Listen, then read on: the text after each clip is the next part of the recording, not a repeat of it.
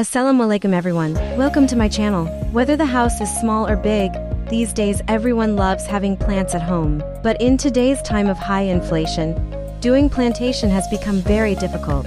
But we have brought some ideas for you. Using useless items lying around at home, you can make beautiful planters with them and decorate your home. So let's go friends and check out these beautiful waste material planters. If you like my video, so please don't forget, like, share, comment and subscribe.